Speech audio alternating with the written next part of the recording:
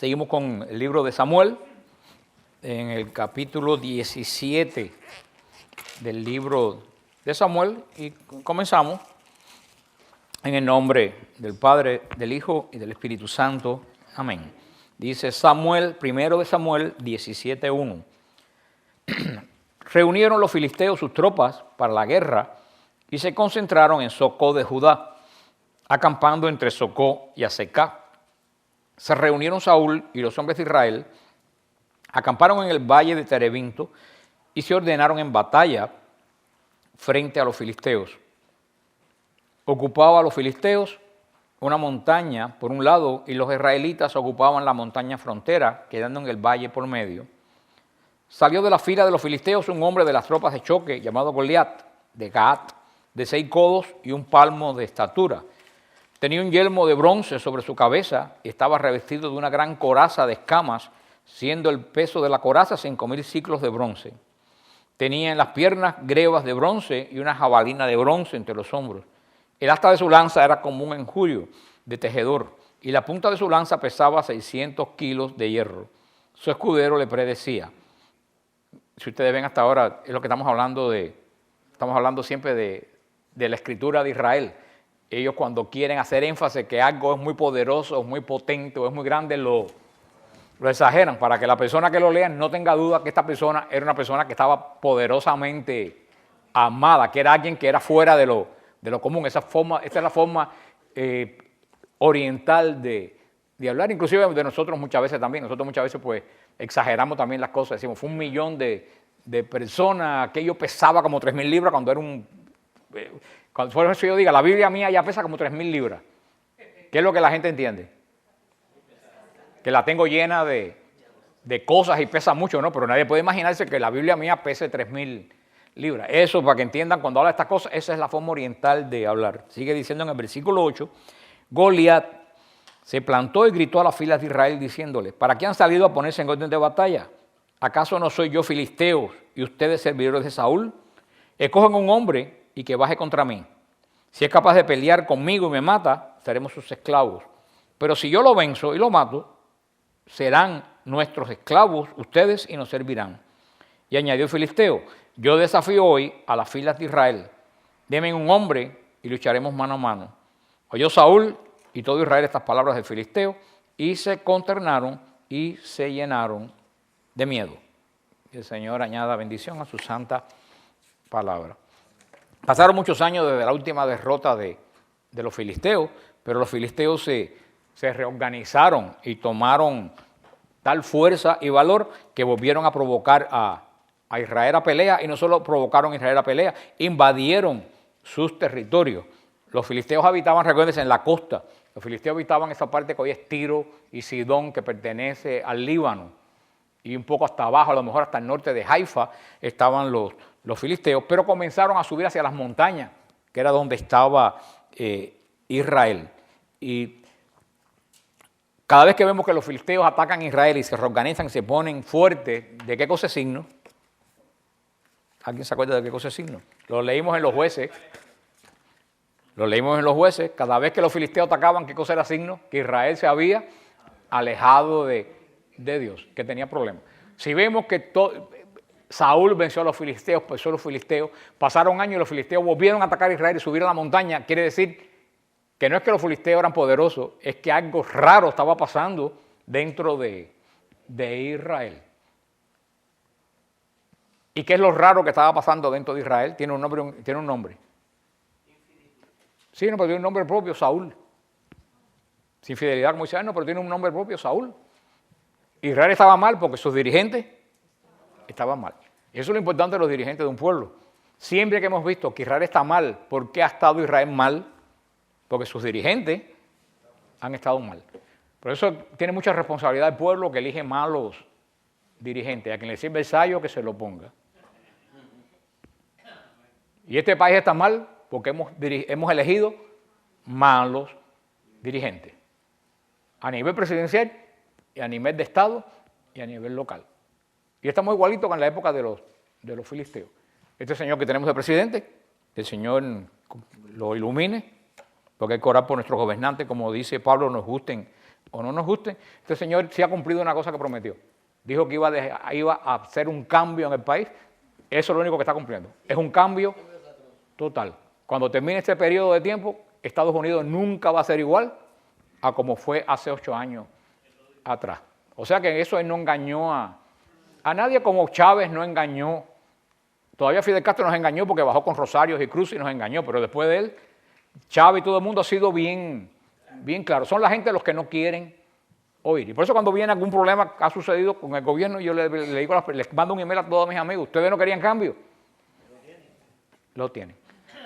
Pero este país va a ser diferente. Este país va a ser un país con una deuda terrible, un país debilitado diplomáticamente en el mundo entero porque nadie nos respeta ya, somos el relajo de todo el mundo, con la boda de los homosexuales, con la marihuana aprobada en todo el país y todo el mundo fumando marihuana. El cambio, y tú sabes quién tiene la culpa de todo esto. La culpa de todo esto no lo tiene el presidente. ¿Tú sabes quién la tiene? Nosotros que lo elegimos. Y lo dijo bien claro el otro día uno con un talk show americano que yo oigo. Él dijo, el problema en Estados Unidos no es Obama, el problema es la gente que lo eligió. Y son muchos. Ese es el problema de este país, que ha llegado la gente a esa mentalidad. Y fíjate qué cosa tan incoherente, que cuando yo no fumo ni nunca he fumado, ni me gusta el olor de cigarro, pero está persiguiendo a los que fuman con saña, casi con martirio. Ya la gente que fuma son como proscritos. Ahora en Broward pusieron la ley que no se puede fumar ni siquiera en los parques abiertos. Sin embargo, todos los que están en contra del cigarrillo apoyan la marihuana. Dígame si eso tiene sentido. Eso no tiene sentido. Pero mal dirigente, mal país. Y cuando hay mal dirigente con un mal país, ¿quiénes vienen? Los filisteos. La iglesia ha tenido problemas. Hay que ser ciego para no darse cuenta que en la iglesia desde los años 1960 hemos tenido grandes problemas. ¿Por qué? Porque se infiltró en los seminarios un ambiente liberal y toda la gente sinvergüenza que había pedido liberal entraron en los seminarios. Eso es un plan muy bien preparado por el demonio. Fíjense que todos estos escándalos que hemos tenido en la iglesia, todos los que han caído en este escándalo, todos los sacerdotes tienen todos 60 años.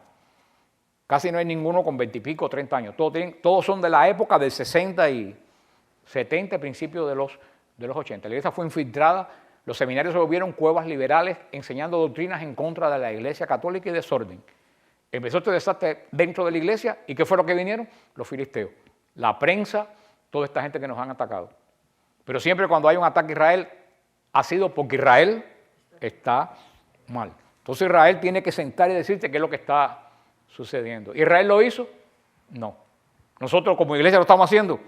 Creo que tampoco. El Papa puede tener muy buenas intenciones, pero si el resto de nosotros como pueblo de Dios no tomamos conciencia de que tenemos que volver a la fidelidad, a nuestra fe apostólica, estamos mal. Puede venir otro presidente que sea más adecuado, que sea más conservador al país, pero si la gente sigue pensando de esta forma, poco podrá hacer. Lo que pasa es que nosotros, como iglesia, como nación, siempre le echamos la culpa a los filisteos. Le echamos la culpa a la prensa, pero yo creo que, y yo soy el primero que condeno a la prensa por el ataque, pero muchas veces tengo que decir, no es la prensa. ¿Tú sabes quiénes estamos mal? Nosotros. Porque si no hubiera nada malo de nosotros, nadie nos podía criticar. Y eso es lo que le pasa. Ven que la situación de hoy en día sigue siendo la misma de Israel. Malos dirigentes en cualquier lado, iglesia, nación. ¿Vienen quiénes? Los filisteos. Y después que tanto tiempo de ataque, se reagruparon y están enfrente a Israel. Y no solo, y esto también es lo curioso, Israel siempre actúa a la defensiva. Israel nunca actúa a la ofensiva. Israel solo reacciona cuando lo atacan. Y muchas veces no podemos esperar que nos ataquen para reaccionar. Vemos que estaban frente a frente el ejército israelita y el ejército de los filisteos. Lo único que los separaba era un valle. Pero mira qué curioso, los filisteos no atacaron, ya que ellos tenían otro plan que no requería tanto derramamiento de sangre. Los filisteos no querían la muerte de Israel. ¿Qué querían los filisteos? Hacer esclavo a Israel, ponerlos a trabajar para él, tal como hizo Faraón. ¿Cuál era la propuesta de los filisteos? Fue una propuesta que estuvo hasta la Edad Media vigente, que 2 hombres de cada ejército salieran y dimirieran quién gana y quién no, quién cae bajo la presión del otro. El problema de esta propuesta es que los filisteos contaban con un gigante campeón. Israel no tenía a nadie. Qué pena que en el pueblo de Dios no se encontraba un campeón. Vemos que los filisteos eran un pueblo de campeones, Israel era un pueblo que, ¿qué es lo que tenía? Lo dice aquí, consternación y miedo. Tenían a este coloso, que tiene que haber sido más allá alto que todas las demás. Tiene que ser una persona que impresionaba. Y por lo que nos describen, era una persona llena de hierro, una ferretería andante, con una lanza. Sí, que en esos momentos, para ellos era como nosotros, alguien que tenga un tanque de esos que llevaron a Afganistán. Para los israelitas que no tenían este tipo de armamento, porque estaban siempre aquí, actuaban a la defensiva. Ellos no se preparaban. Cuando venía el problema, reaccionaban. Para los israelitas que no tenían nada de esto, aquel hombre tan grande, lleno con esa cantidad de hierro, con esa lanza tan gigantesca, fue lo que los llenó de 2 palabras, ¿de qué? De consternación y de miedo. ¿Y qué cosa es consternación?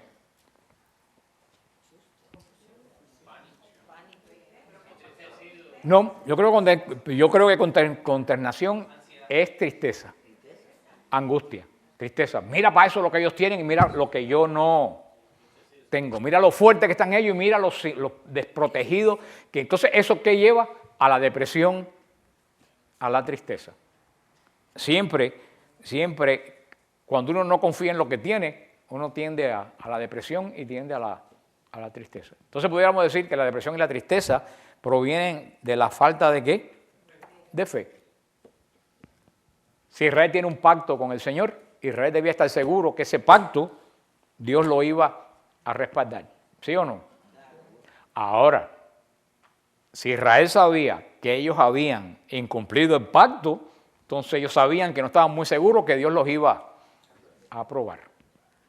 Y por eso cuando vieron este ejército y este hombre tan grande delante que era un campeón, ellos primero se consternaron.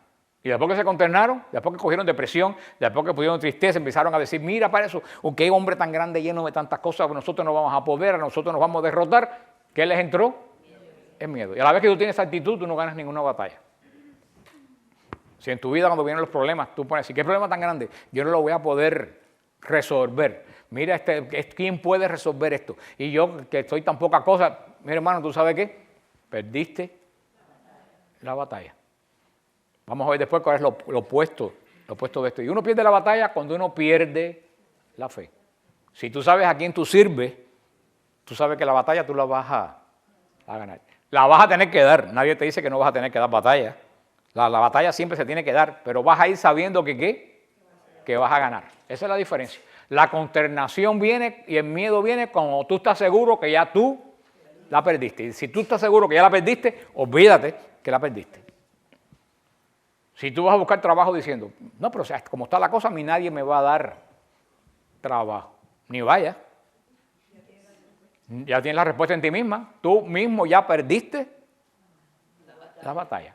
Si tú dices este matrimonio no tiene remedio, esto ya no lo arregla nadie, olvídate de buscar consejería. Tú mismo ya perdiste la batalla. Si tú dices, este hijo mío no hay quien lo arregle, olvídate que ya tú perdiste la batalla. La batalla hay que darla porque nos las van a presentar. Lo único que tenemos que tener, ¿qué cosa? Fe. Y no trabajar a la defensiva, trabajar a la ofensiva. No esperar que te den el palo para tú reaccionar. Estar preparado para que no te den el palo. Y si te lo dan, saber qué armas tú tienes que usar. No al momento que tengas el lío arriba, decir, ¿y cómo lo arreglo ahora? No podemos andar a la no podemos andar a la ofensiva. No podemos andar a la defensiva, perdón. Tenemos que tener ofensiva. ¿Cuál era? No tanto dar palo primero. Estar seguro de que tú tienes las armas correspondientes. Porque si Israel sabía que ellos tenían el poder de Dios con ellos y que no iban a perder, ellos tenían que estar seguros yendo a la batalla. Pero como ellos estaban seguros yendo a la batalla, porque no se habían preparado para dar la batalla, porque no previeron que los filisteos los podían atacar. Eso como todos los que dicen, no, porque también está la otra parte, a pensar, no, todo me va bien, todo me va, como dicen los protestantes, creen en Jesús y el dinero te va a venir en espuertas y todo, no te vas a enfermar. Entonces esa persona no se prepara para la... Tenemos que saber que los problemas están aquí, nadie está exento de problemas. ¿Cuántos problemas tuvo Cristo Jesús? Nosotros no estamos exentos de problemas. Lo que tenemos que estar preparados para tener una respuesta al problema en el momento que llegue. ¿Y cuál es la primera preparación de todo? La fe. La fe. Tener la seguridad, como dice San Pablo, si Cristo está conmigo, ¿quién contra mí? Como dice San Pablo después, ni la muerte, ni el hambre, ni la desnudez, ni la persecución me apartará del amor de Cristo.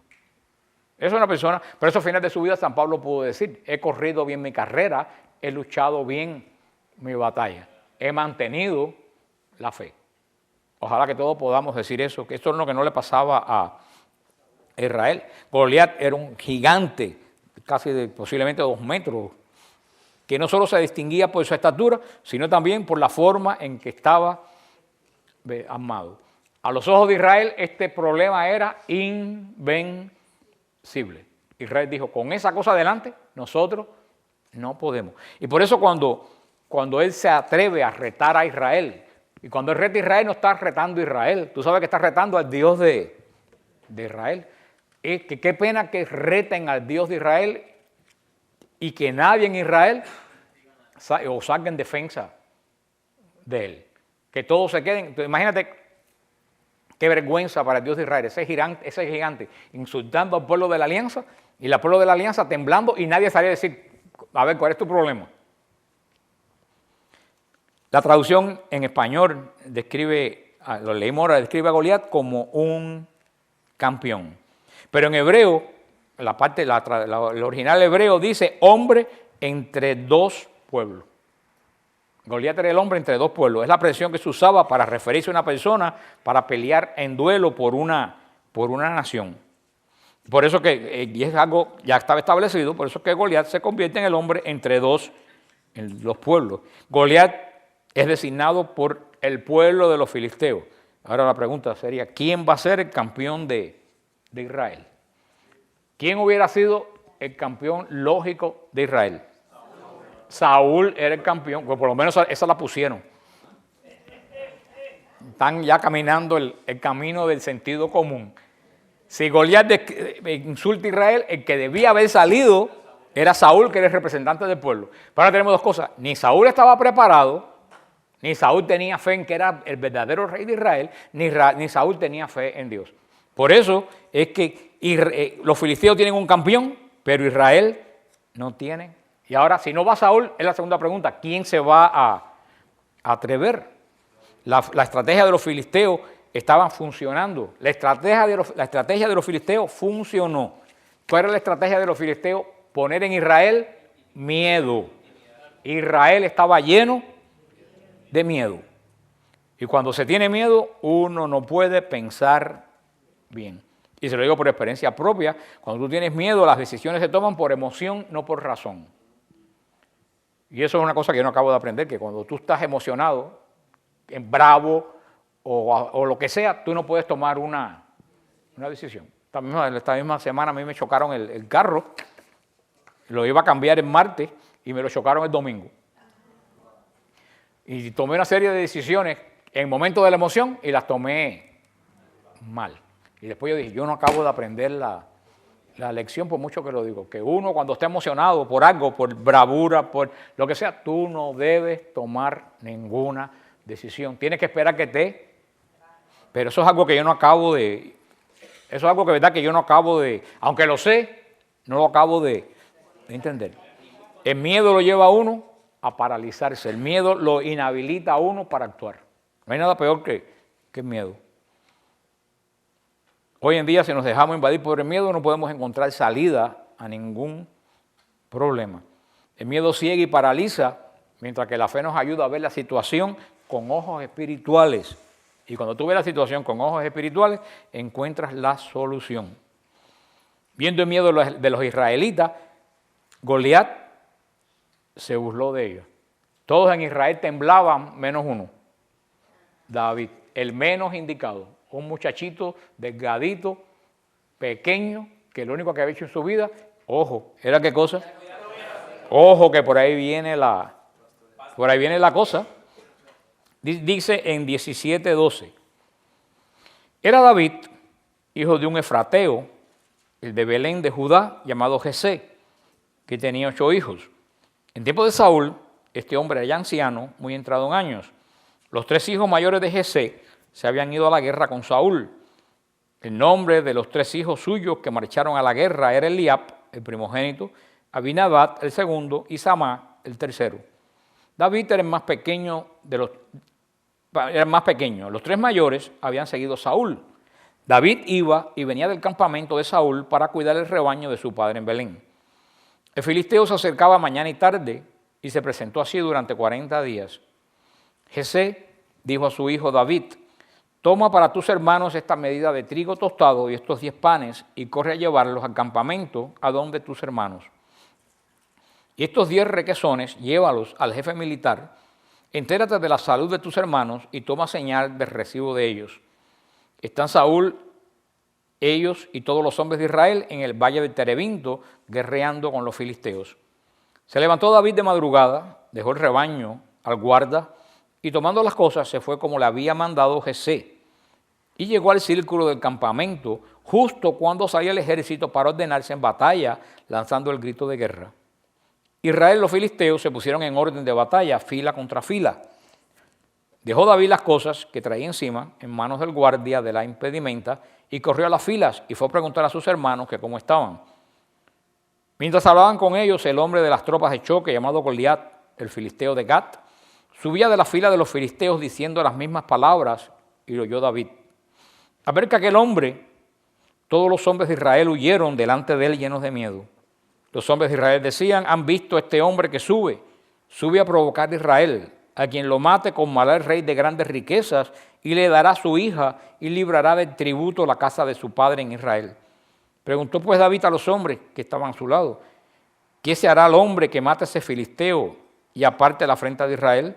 Pues ¿quién es ese filisteo incircunciso para injuriar a las huestes del Dios vivo? Y el pueblo le repitió las mismas palabras: así se hará al hombre que lo mate. Se enteró Eliab, su hermano mayor, de su pregunta a los hombres y se encendió en cólera Eliab contra David. Y le dijo: ¿para qué has bajado y a quién has dejado aquel pequeño rebaño en el desierto? Ya sé yo que tu atrevimiento y la maldad de tu corazón has bajado para ver la batalla. Respondió David: pues ¿qué he hecho yo? Es que uno no puede hablar. Y volviéndose se dirigió a otro y preguntó lo mismo. Y la gente le respondió como la primera vez.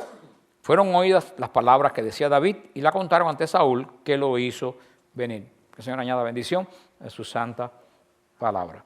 Vemos cómo el Señor pues prepara las cosas en su momento. El Señor movió a Jesé a que mandara lo que hace todos los padres, que mandara a su hijo a ver cómo estaban los otros hijos de él y le llevara algo de comer.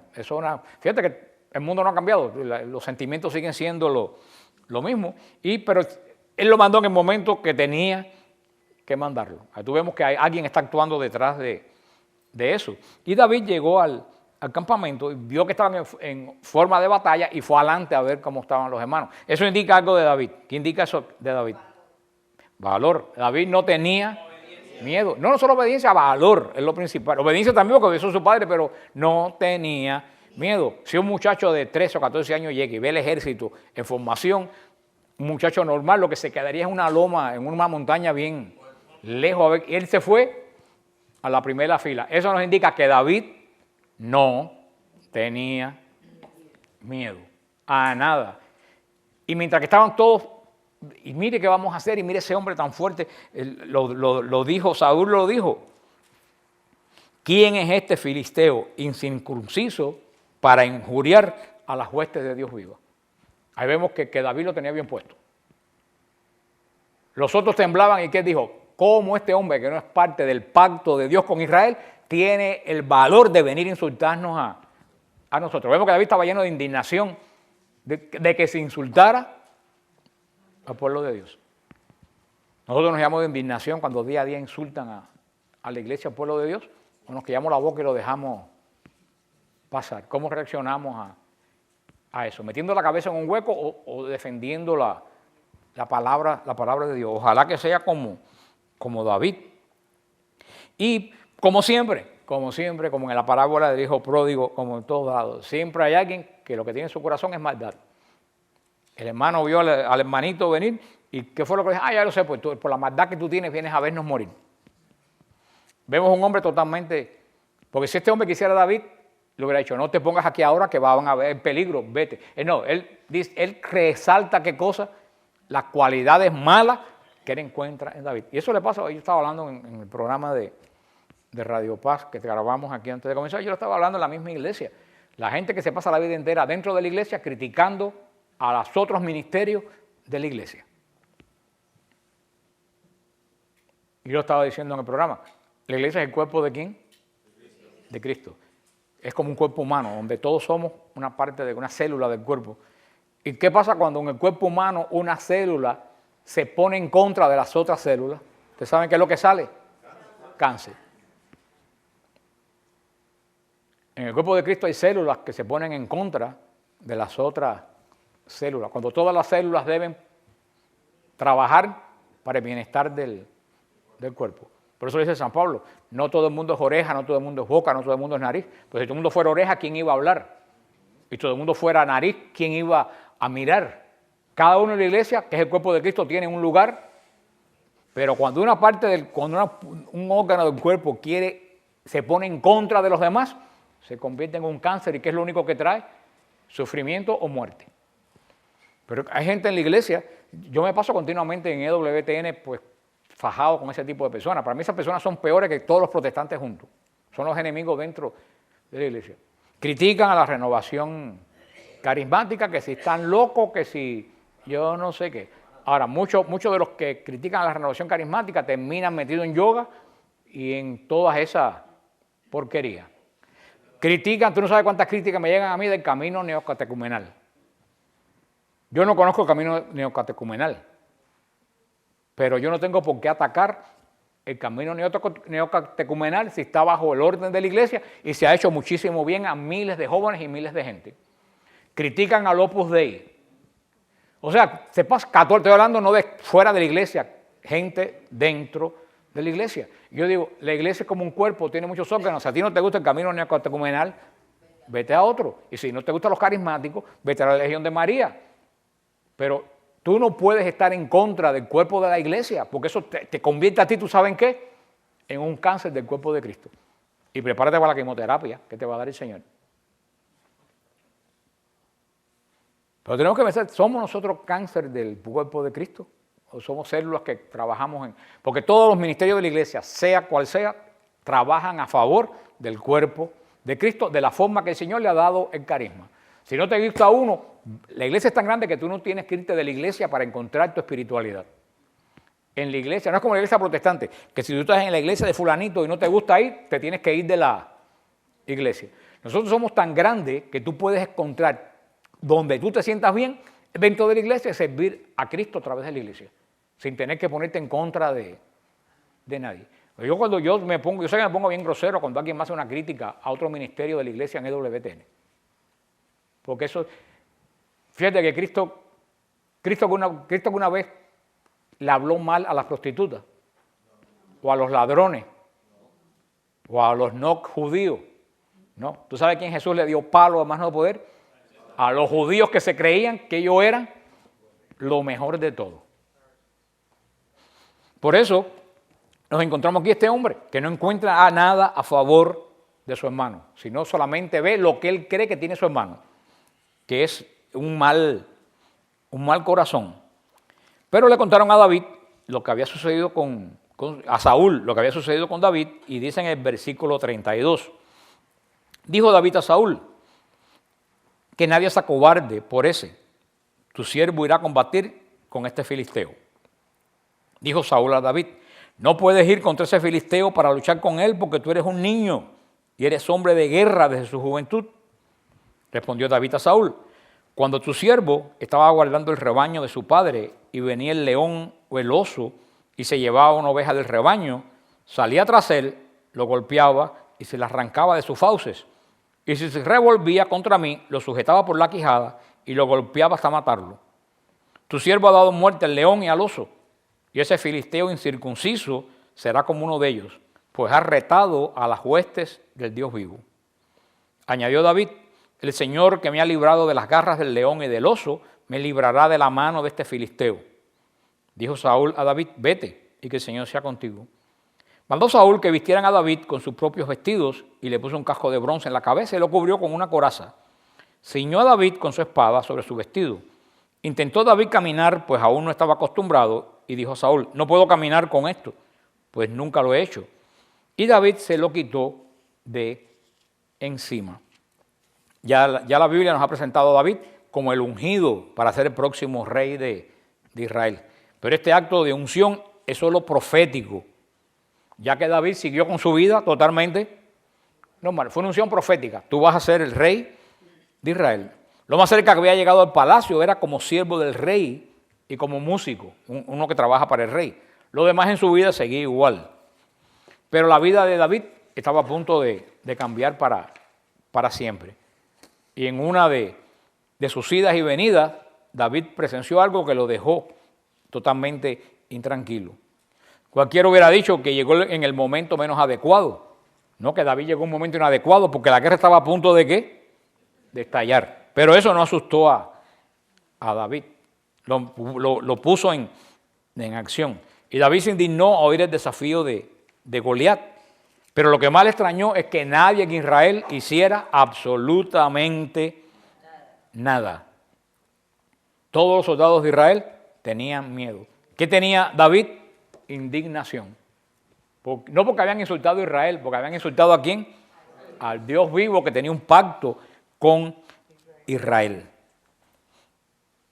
Y entonces, como todas las cosas se corren, eso llegó a boca de Saúl. Hay un muchachito ahí que está bravo porque dice que como ninguno son unos cobardes para luchar. Y David ya lo conocía porque era el que le tocaba el arpa y lo llamó a su lugar. Y le dijo que como que era un niño como estaba diciendo eso. Y David le dijo muy sencillo lo que hemos estado hablando. David le dijo, yo cuido un rebaño. Y estoy acostumbrado a fajarme con los enemigos del rebaño, con los leones y con los osos. Cuando un león y un oso viene a comerse una oveja de rebaño, yo se lo arranco de las quijadas. Yo estoy acostumbrado a fajarme por mi rebaño. Habría que preguntarse, ¿Saúl estaba acostumbrado a fajarse por el rebaño de Israel? No. Lo que le dije ahorita, no estaba preparado. Estaba actuando a la defensiva sin preparación alguna. El miedo paraliza, pero no solo el miedo paraliza, el miedo desarma, el miedo te deja sin armas. Aunque no tengas armas, aunque uno tenga armas, el miedo nos lleva a botar las armas porque pensamos que no podemos hacer nada. Por eso Israel no peleaba contra el enemigo, estaba aterrado. David sabía que el enemigo estaba bien armado, mejor que ninguno en Israel. Pero David también sabía que hay armas mejores que las hechas por el hombre. Y eso nos lo dice San Pablo en Efesios 6:11. Vestidos de toda armadura de Dios. Cuando San Pablo dice, vestidos de toda armadura de Dios. ¿En quién creen ustedes que estaba pensando San Pablo? En David. Vamos a ver cuál es, porque fíjate que no dice revístanse de la armadura de ustedes, dice revístanse de la armadura para que podáis estar firmes contra las acechanzas del diablo. Porque no tenemos lucha contra sangre y carne, sino contra principados, contra potestades, contra los gobernadores de las tinieblas de este mundo, contra malicias espirituales en las alturas. Por tanto, tomad toda la armadura de Dios para que podáis resistir en el día malo. Y habiendo acabado todo, estén firmes. Vemos que David, que no tenía ninguna don de discernimiento, Saúl, que no tenía don de discernimiento, ¿qué le puso a David? Su armadura. Fíjate, David era un hombre adulto, una armadura de guerra, se la pone un niño de 14 años. Con esa cantidad de hierro, cuando David se quiso mover, no podía. Y él dijo, yo no puedo moverme con todas estas. ¿Qué cosa hizo? Se las quitó. Dice así en el versículo 40. Tomó su cayado en la mano, escogió en el torrente 5 piedras lisas y los puso en su bolsa de pastor en su morral. Y con su honda en la mano se acercó a Filisteo. Esto es una lección muy grande. A David le pusieron la armadura ¿de quién? Y David, ¿qué dijo David? Yo no puedo, no sé manejar esto, esto me tiene paralizado. ¿Y qué cogió? Cogió lo mismo que él usaba en el rebaño para espantar los osos y los leones. Esto no tiene una gran enseñanza espiritual. Tú no puedes luchar la batalla con las armaduras de otros. La batalla espiritual tú tienes que lucharla con tus propias armas. Hay personas que quieren luchar la batalla espiritual con la armadura de otro. Y a lo mejor lo que usó otra persona a ti no te viene bien. Por eso en la batalla espiritual cada uno debe buscar su propia armadura. Primero ve qué enemigo viene contra ti en el mundo espiritual. Ve qué enemigo viene contra ti. Y cuando tú calibres el enemigo que viene contra ti, sabiendo que tú tienes la de ganar, buscar las armaduras que te sean necesarias. No necesariamente la armadura de una persona es la armadura de otro. Por ejemplo, las monjas y los monjes contemplativos, ¿con qué dan la batalla? Con las rodillas, con la oración. Nosotros que estamos en la calle, ¿con qué damos la batalla? Con la acción. ¿Tú me entiendes? Cada cual tiene que ver qué armadura tú tienes, pero lo que nunca podemos dejar es ¿qué cosa? De dar la batalla. David usó las armas, no de nadie, usó las armas que él estaba acostumbrado a usar. En nuestra vida, ¿cuáles son las armas espirituales? Efesios 6 lo dice. Está pues firme, ceñido vuestros lomos de verdad y vestidos con la coraza de la justicia. Esta es la primera armadura que dice San Pablo. Tenemos que ceñirnos los lomos, ¿con qué? Con la verdad. ¿Para qué los judíos se apretaban la cintura con una cinta? ¿O para qué nos ponemos cinturón? Para que no se caiga el pantalón o no sé, ¿no? Dice San Pablo, lo que tiene que hacer que no se te caiga, porque ¿qué ustedes se imaginan? Que una persona salga a luchar y se le caiga el pantalón. ¿Qué es lo que provoca? Burla hacia la persona, te pone en ridículo. Dice San Pablo, para que tú no caigas en ridículo espiritual, tú primero tienes que abrocharte la ropa que no se te... No, primero la ropa que tienes, para que no caigas en ridículo. Y dice San Pablo, ¿cuál es ese cinturón que tenemos que ponernos? La verdad. Una persona que se amarra la vida con mentiras no va a ningún lado. Tenemos que caminar en la... Y si tú estás en un problema y te das cuenta que el causante del problema eres tú, en vez de dar la batalla, tú tienes que pedir perdón. Porque si tú te amarras la cintura con mentiras, tú vas a perder la batalla. Es muy difícil eso, decir, el causante del problema he sido yo. Si el causante del problema he sido yo, no puedo dar batalla.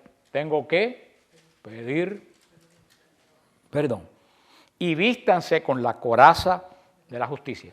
La coraza es lo que se ponían para que las flechas no le entraran. ¿Y qué cosa es la coraza de la justicia? No es la coraza de los jueces. Es revestirte con lo mismo que tiene Dios, que Dios es totalmente justo. Esa es la justicia, que tú seas en lo que vas a hacer como justo, que ni te vayas más allá de lo que vas a hacer, ni más acá. Que seas totalmente... Esas son las primeras dos claves que nos da San Pablo. Ajustarnos para que no hacer el ridículo ¿con qué? Con la verdad. Porque si tú vas a defender una cosa que todo el mundo sabe que es mentira, lo que tú estás haciendo un verdadero ridículo.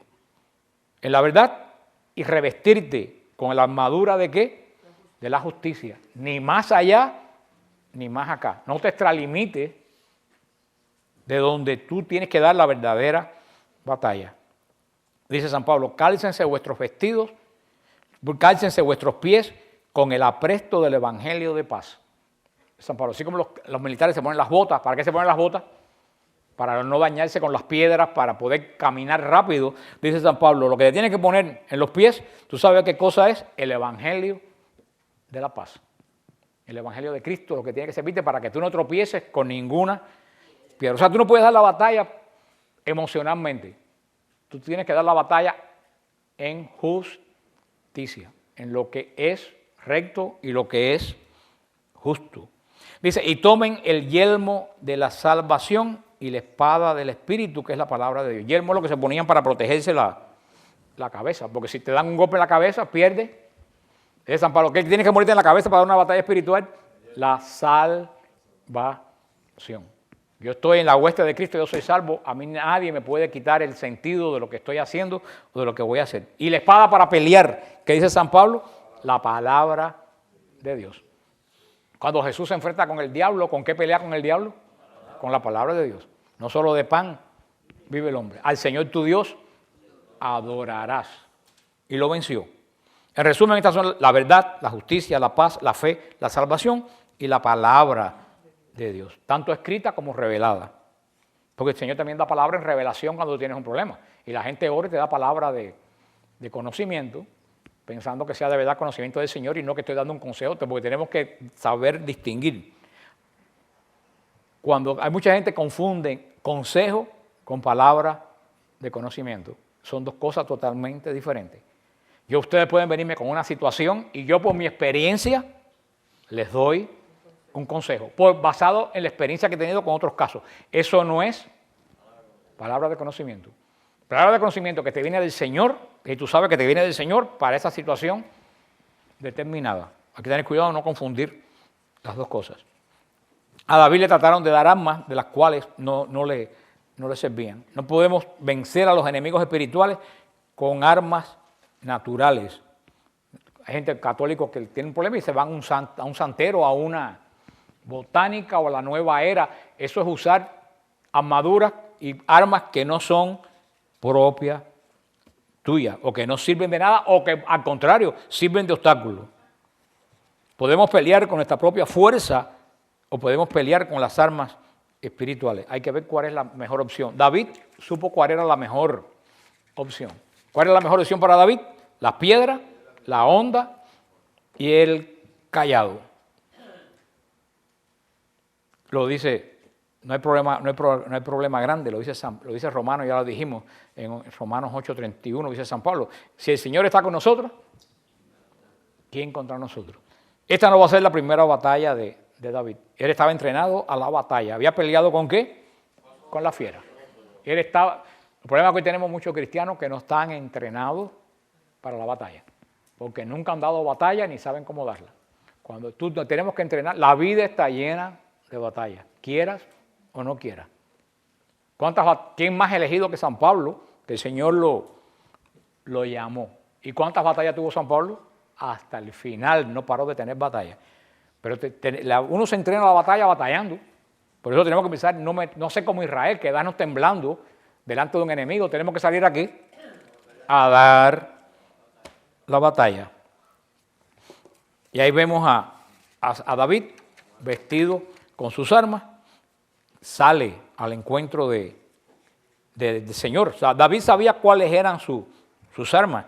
David no se dejó atemorizar, él sabía cuáles eran sus armas y él sabía que en vez de huir, él tenía que dar la batalla porque él estaba acostumbrado ¿a qué? A dar batalla. Esto nos tiene que servir para cuando encontremos en nuestra vida problemas que parecen. Este problema de los filisteos parecía fácil. Para Israel era un problema que no podían solucionar. Sin embargo, ¿tuvo solución o no? Sí, vamos a ver lo que pasó. Dice el capítulo 17, versículo 40, tomó su cayado en la mano, cogió en el torrente 5 cantos lisos y lo puso en su bolsa de pastor, en su morral, y con su sonda en la mano se acercó al filisteo. El filisteo fue avanzando y acercándose a David, precedido de su escudero. Volvió los ojos al filisteo, viendo a David lo despreció porque era un muchachito rubio y apuesto. Dijo el filisteo a David, ¿acaso soy un perro para que vengas a mí con piedras y palos? Y maldijo a David el filisteo por sus dioses. Y dijo el filisteo a David, ven hacia mí, te daré tu carne a las aves del cielo y a las fieras del campo. Dijo David al filisteo, tú vienes contra mí con espada y lanza y jabalina, pero yo voy a ti en el nombre del Dios de los ejércitos, en el nombre de ese mismo Dios que hoy has desafiado. Que se añada bendición a su santa palabra. Vemos hay cosas de la Biblia que me dan risa, no toda la Biblia es solemnidad. y vemos la reacción de Goliat. Goliat toca la trompeta, encontramos un contrincante, sale, estaba en una loma, Goliat sale y David sale con sus piedras, y claro, de lejos no se ven, pero cuando David llega ante Goliat, Goliat se encoleriza. Y yo esperaba encontrar ¿qué cosa? Otro guerrero lleno de armas como él, y le dice, pero es que yo soy acaso un perro, que vienes a pelear conmigo con piedras. Primero vemos, yo me imagino que Goliat tiene que haberse puesto furioso cuando vio a David. ¿Y tú sabes por qué Goliat se puso furioso? Por lo mismo que le pasaba a Saúl. Soberbia. David era un hombre extremadamente soberbio. Goliat era un hombre extremadamente soberbio. Y una persona soberbia tiene perdida la batalla. Porque el soberbio no se prepara porque piensa que todo lo tienen en control. Y eso es lo que pensaba. Goliat estaba preparado para enfrentarse con uno igualito que él, pero no estaba preparado para encontrarse con lo que se encontró. Y dice que Goliat maldijo a David por todos sus dioses. Y le dijo, ven que las aves del cielo se van a comer tu carne. Ahora, la respuesta que da David es verdaderamente impresionante. Y a mí esas palabras a mí nunca se me olvidan y las repito montones de veces. Tú vienes a mí con espada, lanza, yo voy a ti en nombre del Señor de los ejércitos. Esas palabras deben ser cruciales en nuestra vida, delante de los problemas. Tú vienes a mí con todas tus armas, pero yo voy a ti con ¿qué? En nombre del Dios de los ejércitos. David invocó el nombre que se le daba a Dios, Adonai Shabaot, el nombre que se le daba a Dios cuando Dios guerreaba por su pueblo. Fíjate que no dijo voy a ti en nombre de Elohim, voy a ti en nombre del Señor, no, voy en nombre del Señor que guerrea por su pueblo. Ya desde ese momento la batalla estaba ganada. Dice en el versículo 46, hoy mismo te entrega Yahvé en mis manos y te mataré, te cortaré la cabeza y entregaré hoy mismo los cadáveres del ejército filisteo a las aves del cielo y a las fieras de la tierra. Y sabrá toda la tierra que hay Dios para Israel. Este es un muchacho que sabía en quién tenía puesta su fe. Hoy mismo todos ustedes serán exterminados, no porque yo soy fuerte o soy tremendo, sino para que el mundo vea que Israel tiene un Dios al cual no se puede insultar impunemente. Dice en el versículo 48, se levantó el filisteo, fue acercándose al encuentro de David. David salió rápidamente de las filas al escudero del filisteo, metió su mano David en su bolsa, sacó de él una piedra, la lanzó contra la honda e hirió al filisteo en la frente. La piedra se clavó en su frente y cayó de bruces en tierra. Y venció David al filisteo con la honda y la piedra, hirió al filisteo y lo mató sin tener espada en su mano. Corrió David, se detuvo sobre el filisteo y tomando la espada de la sacó de su vaina, lo mató y le cortó la cabeza. Este es alguien que tiene pantalones. Esta es la batalla más corta de la historia. Nunca ha habido una batalla más corta que esta. Los filisteos estaban seguros que la batalla iba a ser corta porque ellos tenían las fuerzas materiales. David sabía que esta batalla iba a ser corta porque tenía al Dios de los ejércitos. Eso se llama una tremenda fe. Y eso es lo que hizo a David, a pesar de sus errores, como todo ser humano, eso de David, un rey santo. Desde joven era un tipo con una fe profundamente, una persona con fe profundamente arraigada, nadie lo puede derrotar. Y me encanta, tú vienes a mí con toda esa ferretería encima, yo voy a ti en el nombre del Dios de Israel. Y sin hablar dos palabras más, porque el que habla mucho no hace nada, sin hablar dos palabras más, le sonó la pedrada más famosa de la historia. Y después, ¿tú sabes qué hizo? Él no tenía espada. Cogió su propia espada con la que él pensaba matar a Israel, se la clavó y le cortó la cabeza. Dijo, así se hacen a los enemigos de Israel. No lo mató con sus armas, lo mató con la misma arma de Goliat. Fue quien lo mató. Dice en el versículo, ¿dónde nos queda? En el versículo 51. Corrió David, se detuvo sobre el filisteo, tomando la espada de la sacó de su vaina, lo mató y le cortó la cabeza. Viendo los filisteos que habían muerto su campeón, huyeron. Lo va a decir Jesús. Hieran al pastor y se dispersan las ovejas. Se levantaron los hombres de Israel y de Judá y lanzando el grito de guerra persiguieron a los filisteos hasta la entrada del valle y hasta las puertas de Crom. Los cadáveres de los filisteos cubrían el camino desde Saharaim hasta Gad y Ecrón. Cuando los israelitas regresaron de perseguir ceñudamente a los filisteos, saquearon el campamento. Tomó David la cabeza del filisteo y la llevó a Jerusalén, pero sus armas las colocó en su tienda. El Señor añada bendición a su santa palabra. Esta victoria, ¿qué fue lo que hizo? Esta victoria abrió las puertas para que Israel cogiera coraje, fe y venciera. Mira tú lo importante que es tener un dirigente capacitado. Israel bajo Saúl, ¿qué cosa era? Una basura. Bajo el ejemplo de David, un gigante. Venció cuando se le pronosticaba todas las que tenía para perder. De ese momento David pasó de ser un desconocido a ser un héroe nacional. Este muchachito de 14 años. Lo curioso es que ni siquiera Saúl sabía quién era David. Y la vida de David en este momento estaba para cambiar para siempre. Vamos a ver, esta es una historia apasionante la de David. Vamos a ver, esta fue la última batalla de David. David tuvo toda su vida hasta el final de batalla, pero la supo ganar. Inclusive David tuvo batallas contra él mismo, que también las ganó porque él sabía quién era él y cómo podía vencer David batalló con él, batalló con su esposa, batalló con la nación de Israel, batalló con sus hijos. David fue un hombre que siempre estuvo batallando, pero con la confianza que sí caminaba en Dios. Y la vez que no caminó en Dios, tuvo el corazón suficiente para decir: misericordia, Señor, por tu inmensa compasión, borra mi culpa. David, cuando supo, es lo que decíamos, que es lo primero que dice San Pablo, hay que ceñirse ¿con qué? Con la verdad. Cuando David se dio cuenta que él no estaba ceñido con la verdad, clamó a la misericordia de Dios, porque él sabía que ceñido de mentira, él no podía dar esa batalla. Y se acogió a la misericordia de Dios.